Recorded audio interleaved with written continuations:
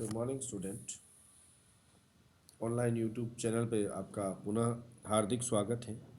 हम BA first year sociology के video वीर बालक कालीबाई गवर्नमेंट गर्ल्स कॉलेज के यूट्यूब चैनल के माध्यम से आप तक पहुंचा रहे हैं ताकि कोविड काल में आपका अध्ययन बाधित नहीं हो और परीक्षा की तैयारी आप कर सकें।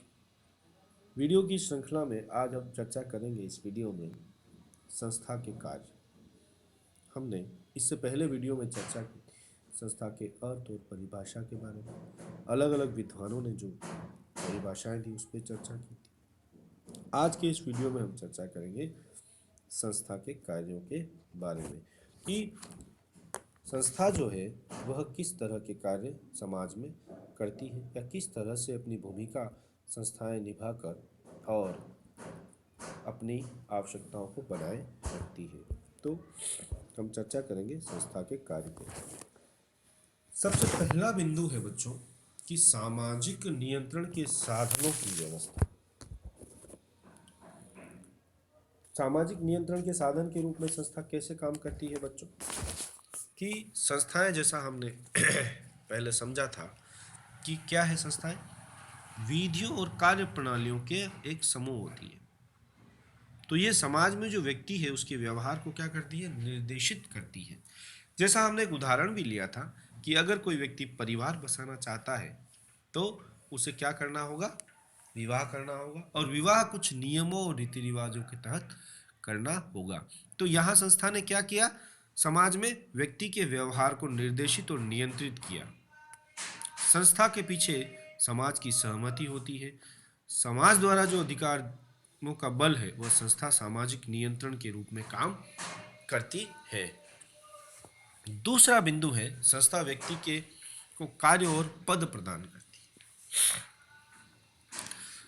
संस्था जो है कार्य प्रणाली के रूप में व्यक्ति को पद और कार्य को निश्चित करती है जिससे संघर्ष कम हो जाता है।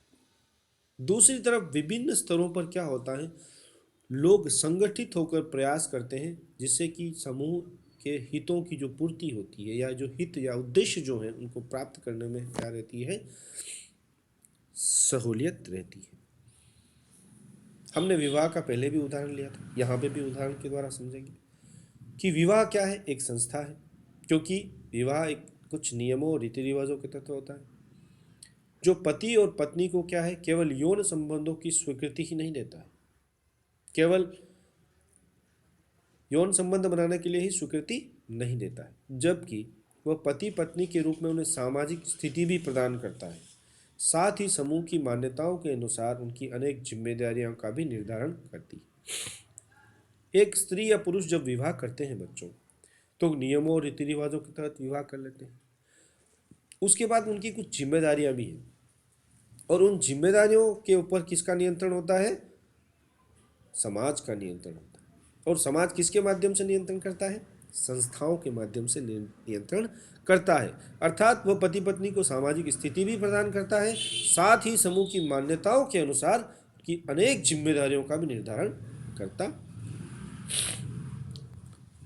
कुल मिलाकर संस्था जो है व्यक्ति को कार्य और पद प्रदान करती है। अगला बिंदु है मानव आवश्यकताओं की पूर्ति। मानव आवश्यकताओं की पूर्ति जो है वह संस्था का सबसे महत्वपूर्ण कार्य है माना जाता है। संस्था का जो विकास है वो किसी न किसी आवश्यकताओं की पूर्ति के लिए ही होता है। जैसे मानव की यौन संबंधों की जो आवश्यकता है उसकी पूर्ति के लिए मानव ने विवाह जैसी संस्था प्रतिस्थापित की, और इसी प्रकार सभी संस्थाओं का जन्म जो है वो किसी न किसी आवश्यकताओं की पूर्ति के लिए किया गया, क्योंकि मानव आवश्यकताओं की पूर्ति किए बगैर संस्थाओं का कोई अस्तित्व नहीं रहता है। मानव की जो आवश्यकताएं हैं वह संस्थाओं के माध्यम से पूरी होती है। अगला बिंदु है संस्था सदस्यों के व्यवहारों में अनुरूपता लाती है। संस्था समूह के जो सदस्य हैं उसके जो व्यवहार है उसमें अनुरूपता लाने का जो महत्वपूर्ण कार्य है वह करती है। संस्था क्या करती है, समान हितों पर आधारित होती है। अर्थात एक समूह या संगठन के जो सदस्य हैं वो एक निश्चित कार्य प्रणाली में बंध जाते हैं और उनके सामने एक आदर्श होता है। जो संस्था के लोग हैं एक संस्कृति में रहते हैं और उनके सामने एक आदर्श के साथ रहने के लिए एक नियंत्रण भी रखती है संस्था। इन सब बातों के फलस्वरूप संस्थाएं क्या होती है, समाज में व्यक्ति के व्यवहार में अनुरूप लाने का प्रयास करती है। इससे समाज में एकता का विकास होता है और सामाजिक संगठन को बल मिलता है। हम समाज में रहते हैं, हमारी जो भी आवश्यकताएं की पूर्ति है वह हमें कुछ समाज स्वीकृत जो व्यवहार है उसको करते हुए पूरी करनी होती है। अगर हम ऐसा नहीं करते हैं तो समाज हमें दंडित करता है नियंत्रण के माध्यम से या किसी अन्य माध्यम से। तो संस्था क्या करती है, समाज में रहने वाले लोगों के जो व्यवहार है उसको समाज के अनुरूप बनाती है, जिससे कि समाज में एकता और संगठन को बल मिलता है। अगला बिंदु है व्यक्ति के कार्य को सरल बनाना। संस्था व्यक्ति के कार्य को बच्चों सरल कैसे बनाती है, आइए समझते हैं। समाज में व्यक्ति के संबंध संख्या में बहुत अधिक होते हैं और इन संबंधों की क्या होती है, प्रकृति जटिल होती है और भिन्नता लिए हुए होती है। इस अवस्था में संस्था उसकी सहायता करती है। संस्था व्यक्ति को यह बताती है कि उसे किस अवसर पर किस प्रकार का आचरण करना है। इस प्रकार संस्था व्यक्ति के कार्य को सरल बना देती है। जैसे हम लोग या किसी भी समाज में जो संस्कृति होती है उसके अनुरूप उसको आचरण करना सिखाया जाता है। कैसे, वो व्यक्ति परिवार में रहता है, परिवार के जो बुजुर्ग लोग हैं वो लोग और परिवार के जो अन्य सदस्य हैं वो लोग और शिक्षण संस्थाएं जो हैं वो क्या सिखाती है व्यक्ति को, समाज सम्मत व्यवहार, अर्थात उसको किस स्थिति में किस तरह का व्यवहार करना है यह संस्थाएं उसको सिखा देती है, जिससे व्यक्ति का कार्य क्या होता है, सरल हो जाता है। जैसे आप लोग अपने भाई बहन के साथ अलग तरह का व्यवहार करते हैं, कॉलेज में जब आते हैं तो आप शिक्षकों के साथ अलग तरह का व्यवहार करते हैं और स्कूल में जाते हैं तो अलग तरह का व्यवहार करते हैं। तो यह व्यवहार कहाँ से अनुरूप होता है या कहाँ से निरूपित होता है, यह व्यवहार संस्था के माध्यम से निरूपित होता है जो समाज ने स्थापित कर रखी है। तो संस्थाएं क्या है, व्यक्ति के कार्य को सरल बनाती है। अगला बिंदु है संस्था संस्कृति की वाहक होती है।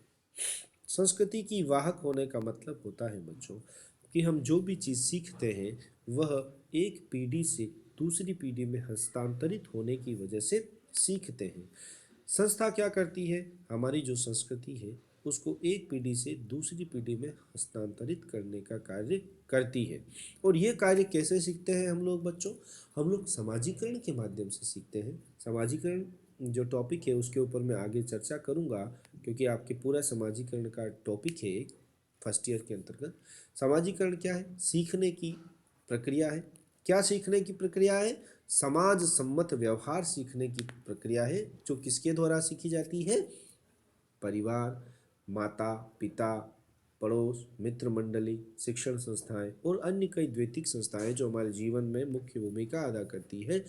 तो कुल मिलाकर संस्था क्या करती है, संस्कृति को एक पीढ़ी से दूसरी पीढ़ी में हस्तांतरित करने का कार्य करती है।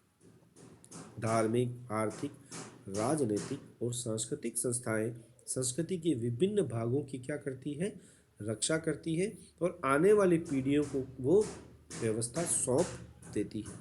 इस प्रकार संस्था संस्कृति की वाहक होती है। अगला बिंदु है संस्थाएं सामूहिक जीवन में व्यक्ति का मार्गदर्शन करती है। संस्थाएं सामूहिक अनुभवों एवं प्रयोगों के फलस्वरूप सामूहिक हितों की प्राप्ति की स्वीकृति और स्थापित कार्य प्रणालियां हैं, जैसा हमने चर्चा की। इसलिए समाज में व्यक्ति को नए सिरे से अपने हित के लिए सोचना नहीं पड़ता है। संस्थाओं के माध्यम से व्यक्ति एक बनी बनाई व्यवस्था या कार्य प्रणाली उसे मिल जाती है, जिसके अनुरूप बहुत कुछ सरल हो जाता है। संस्थाएं क्या करती है, व्यक्ति को मार्गदर्शन प्रदान करती। कैसे मार्गदर्शन, जैसे हमें कॉलेज जाना है, कॉलेज में शिक्षक से कैसे बात करनी है ये हमें पहले ही सिखा दिया जाता है। ये किसके माध्यम से सीखे, हम संस्थाओं के माध्यम से सीखे। तो कुल मिलाकर व्यक्ति को कहीं पे भी जाना है या कोई भी व्यवस्था है उसमें उसको इंटरेक्शन करना है तो वह जो सामूहिक अनुभव है, पुराने अनुभव है, ये उसके आधार पर जो सामूहिक हित है उसकी प्राप्ति के लिए व्यक्ति को ज़्यादा सोचना नहीं पड़ता है। वह संस्थाओं के माध्यम से बनी बनी व्यवस्था या कार्य प्रणाली का उपयोग कर लेता है, जिससे कि उसका कार्य बहुत सरल हो जाता है। तो बच्चों, इस वीडियो में हमने चर्चा की कि संस्था के कार्य क्या क्या है, संस्था किस तरह से व्यक्ति के कार्य को सरल बना देती है और किस तरह से मानव जीवन के ऊपर प्रभाव डालती है या मानव की आवश्यकताओं की पूर्ति करती है। इस वीडियो में हमने चर्चा की। अगले वीडियो में हम चर्चा करेंगे संस्था की विशेषताओं के बारे में। इससे पहले वीडियो में हमने अर्थ और परिभाषा के बारे में चर्चा की थी। वीडियो का पार्ट 3 जो है वो संस्था की विशेषताओं के बारे में। आपको पार्ट 1, पार्ट 2 और पार्ट 3 तीनों ही वीडियो देखने हैं, ताकि संस्था का जो टॉपिक है वो आपको क्लियर हो जाए और आप परीक्षा में अच्छे अंकों से उत्तीर्ण हो सके। यह वीडियो विशेष तौर से जीजीटीयू के बीए पार्ट फर्स्ट ईयर के सोशोलॉजी के स्टूडेंट्स के लिए बनाया गया है। उनको ध्यान में रख के ही इसके अंतर्गत कंटेंट डाले गए हैं। इस वीडियो में इतना ही बच्चों। अगले वीडियो में हम संस्था की विशेषताओं के साथ फिर मुखातिब होंगे। तब तक के लिए धन्यवाद। जय हिंद, जय भारत।